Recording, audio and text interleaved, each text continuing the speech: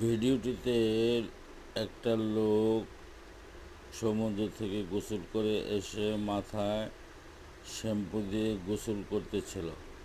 ওপর থেকে একটা লোক শ্যাম্পু দিয়েছে।